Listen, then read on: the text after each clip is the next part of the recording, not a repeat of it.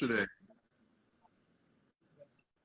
Hey everybody, this is Fago Franklin III with New Stitch Media. I'm here with the phenomenal NFL legend Warren Moon. How you doing, sir?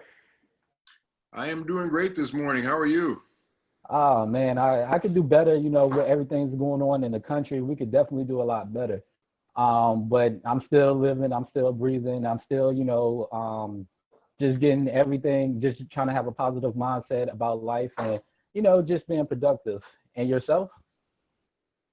Yeah, kind of the same. I think this is something that we've never dealt with before as far as this pandemic is concerned. And, these things only come around, once a century, but here we are dealing with it. And, and then we have all this other unrest going on in our country right now, especially what's happening in Minnesota and what happened in Georgia about a month ago.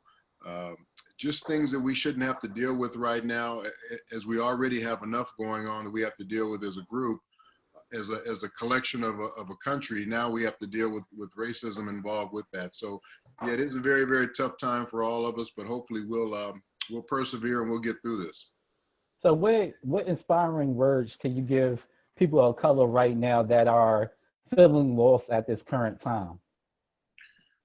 The thing that I can say to everybody is you just have to, keep doing what you know is the right thing. And as long as you're doing the right thing, as long as you're being law abiding, as long as you're, being good to your fellow man and all those different things, hopefully the powers that be and people in the right uh, capacities in government or whatever will take care of the other things that need to be done to improve our society. And we definitely need a lot of leadership during this time. And hopefully that leadership will come in a lot of different forms and fashions. But the one thing we don't want to do is we don't want to destroy what we've already built up. And that's something that I'm really concerned about, especially as I see what's going on in Minneapolis. A lot of those buildings that are burning right now are buildings that are small businesses of African Americans who have spent their life savings to try and create these businesses. This is something we don't want to do, is destroy our neighborhoods. Um, there's no question everybody's angry about what's going on, and they have a right to be angry because what they saw was unexcusable. It was despicable, and hopefully justice will take care of that. But what we don't want to do is compound the problem by creating even more of a problem, uh, taking away different opportunities for African Americans to get ahead, and also taking away resources that African Americans need every day in that community to be able to survive. So that's the one thing I would urge right now, just to try and have peace. There's no question you should protest because you have a right to do that, but do it peacefully. And so we're going to switch gears a little bit. I understand that you were one of the phenomenal African Americans, not a traditional quarterback in the NFL when you were playing. How did you overcome with not being the traditional quarterback and being a person of color at that current time? Like, how did you overcome all those obstacles? Because we already know in past times it wasn't that many African Americans out there. Yeah, it was a very tough time, and I knew it was going to be difficult when I took on that position. If I ever wanted to go all the way to the pro level, because there just wasn't a lot of other guys playing pro football that looked like me, that were the same color as me. So I understood that it wasn't just a ability issue. It was also a uh, stigma. It was a stereotype. It was bigotry involved. All those different things, and that's just something that I knew I was going to have to deal with if I wanted to continue to keep playing that position. Fortunately, there were some guys playing before me, like a Marlon Briscoe, who was the first African American to ever start in a NFL game, and James Harris, who was a quarterback of the Rams at that time, and I was living in Los Angeles. So he was somebody that I looked up to. And then there was Joe Gilliam, who played for the Pittsburgh Steelers. So there were some guys that had made it to the National Football League that I could say, hey, if these guys made it, maybe I have a chance of making it myself. So the thing I wanted to make sure I did was just try and become the best player that I could possibly be. And if I could do that, hopefully I would get that opportunity to show what I could do. Unfortunately, that didn't happen when I came out of college, and so I had to go to Canada and play. But instead of getting down on myself, I just continued to try and keep getting better, make the best out of the situation. And if the opportunity ever came for me to come to the National Football League, I would be ready to do it. So that was the tough thing because, of course, there was some bitterness over not being drafted and being turned away from the NFL to play quarterback. But I didn't want to get down on myself. I still knew I had the ability to play and play at a high level, and I wanted to show that. And I knew that, like I said, when I started playing this position, that the journey was going to be difficult, and it was difficult. But I was willing to keep going on that journey. So, with the quarterback position that has tradition and been played out over the years, who are your favorite quarterbacks right now? Man, there's so many good ones out there right now, and one of the things I'm really proud of is how African American quarterbacks have really taken to the forefront everything that we've gone through. You look at the top 10 quarterbacks in the league today, probably 6 or 7 of them are African Americans. Going back to last year's MVP and Lamar Jackson, I love watching him play just because of how dynamic he is, not only throwing the football, but the way he runs the football. And then you get Patrick Mahomes and what he's been able to do over the last 2 years, being the MVP 2 years ago and then leading his team to a Super Bowl and winning a Super Bowl MVP this past year. I love the way Deshaun Watson plays. He's right there in the city of Houston where I played, and we've created a relationship. And he's just another dynamic quarterback who's been around and winning for a long time. Or you look at Dak Prescott and the way he plays. He had his greatest year last year, and he's set to be one of the highest paid players in the league. So there's so many good young players in the league right now that I enjoy watching. But I also love watching the older guys because I was in that same stage, whether it's Drew Brees, he's still doing in New Orleans, or Tom Brady moving over to Tampa. You just can't deny what he's been able to do over the last 20 years, winning Super Bowls, going to 9 of them. Phillip Rivers, I've always loved as a competitor, and he's getting another opportunity in Indianapolis. There's a lot of really good quarterbacks in the league, both old and young. So, when you finally retired, how was that transition period? Was it a little bit difficult for you from transitioning from a player to just having a role in the community, or was it easier for you? It really wasn't that difficult for me because I got a chance to play so long, first of all, and I played a lot longer than most guys do. I played 23 years total of professional football, and by the time I retired, I was able to retire when I wanted to retire, where a lot of guys don't have that option. Sometimes it happens well before they want it to, whether it's an injury or whether they're just not good enough anymore, um, whatever the reason might be.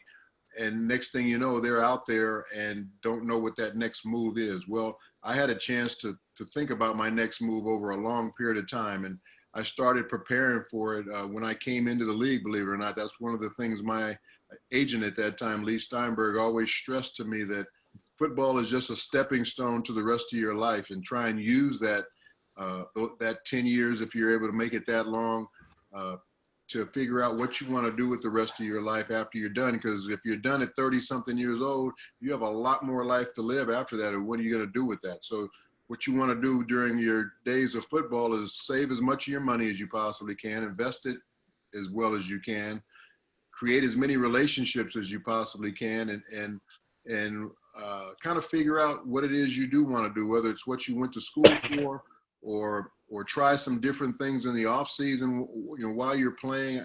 Like what I did is I got involved in commercial real estate. I did broadcasting during the off season. I did a lot of different things just to see what it is I wanted to do when I got done playing the game. And I started a marketing company when I left the game, and I also got into broadcasting. So those were things that I had tried while I was playing. And once I moved into my regular life, it was an easy transition for me because I had prepared for it. What advice can you give some of these new NFL draftees that finally got drafted into the league? What advice can you give them about handling their finances as well as just adapting to just playing at the pro level? Yeah, I think the big thing is, again, they can't come in thinking that football is going to last forever, that you've got to get what you can out of it while you can, because you never know when that last game might come for you. And So you want to make sure you take care of your money. Don't live like every year is going to be guaranteed to you. You got to put money away thinking that maybe this is going to be my last year. That's how you have to really look at it. Live below your means. Don't live, check to check and spending all your money thinking, okay, there'll be another check the next week. If you can do that, and the guys are making so much money now compared to when I played, if you do it right and you're able to get a 4 or 5 year career in, you should have enough money put away to at least sustain you, for the next 10, 15 years of your life after you're done playing football. And if you do a good job investing it, even further. So I would definitely tell young guys to get somebody that you really trust in your corner and in your camp, as far as a financial advisor, somebody that can give you the advice that you need, but also learn as much of it as you can on your own too. You want to know how your money is being invested, where it's being invested, and if anything, you can take more of an ownership in what happens with your money. So those are the things that I would give them advice about, because football can be very, very good to you. And again, create those relationships as far as the people that you meet in the community and in the city where you live or where you play, because those relationships can be very valuable to you later on down the line. And I know that you saw the new rules with hiring African American coaches. What is your perspective about that and bringing more African American coaches? Because I think it's don't quote me, it's 3 coaches that are African American. Yeah, there's no question there's no question that the Rooney Rule has not done what it's supposed to, and a lot of people are starting to circumvent the rule as far as how they hire coaches. That rule was put in place to create more opportunities for minorities to get more coaching jobs, and also general managers and upper management jobs, and it hasn't worked very well over the last probably 5 or 10 years. We were up to 8 or 9 African American coaches at one time. Now we're down to 3. And then Ron Rivera being Hispanic, we have 4 minority coaches. Well, I think Roger Goodell, the commissioner, is aware of that, and he wants to try and do something to improve that. So a lot of different ideas have been thrown out there. And there's one idea that's out there right now about incentivizing teams if they interview more African American coaches, they'll get draft picks or whatever. I don't know if that's the actual best idea, but the thing that I like is, and I'm encouraged about, is that they are at least trying different ideas to see what can be done to improve the rule. And hopefully more ideas will come out, and they can do other things to improve the rule, so we can get more of these qualified African American coaches in higher positions of head coach or in the general managerships and things like that. And I think another area where we can improve the overall is if we can get more African Americans in ownership positions.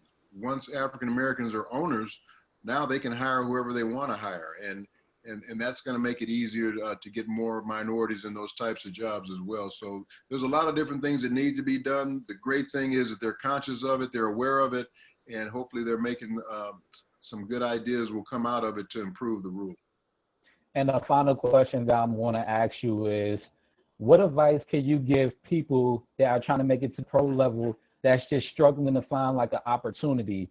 Since this pandemic is going on, everybody is trying to find new, different ways to adapt. And some of the XFL players, they don't have that opportunity anymore. So what advice can you give upcoming players on reaching that pro level? Yeah, this is a very tough time for everybody, not only the players that are trying to make it into the league, but also the players that are already in the league, just trying to keep themselves in shape and trying to find, different places to work out, and making sure that they're doing their social distancing when they do it, which makes it very, very difficult when you're trying to work out and you can't be close to somebody. So I feel for all these guys out there, but right now you're just going to have to be very patient and try and figure out a way that you can get it done with the least amount of resistance, whether it's working out by yourself, which is a lonely experience sometime.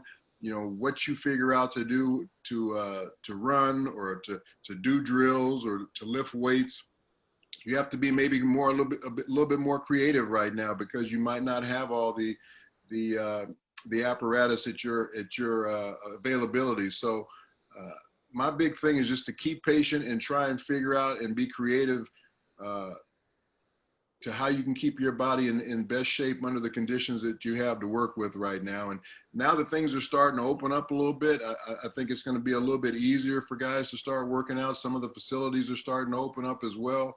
You got some of the gyms around the country starting to open. So if you can find out where those gyms are open, you might have to go to that city to make it happen. But whatever you need to do in order to make it happen, you got to do it, and you got to just be patient through this process and keep yourself ready, because like I did playing in Canada for 6 years, I waited for my opportunity, and when my opportunity came, I jumped on it and made the most of it. So you don't know when that opportunity is going to come, but you want to make sure you're prepared when it does. There you have it, everybody. Thank you for being here with me, Mr. Moon. I definitely appreciate everything, even the knowledge that you have given me as well as others, my friend. I appreciate you having me on the show, and good luck to you. And let's get through this thing so we can get back to some type of normalcy. Amen to that, my brother. Definitely have a blessed and productive day. Same to you. Yes, Take sir. care. God bless.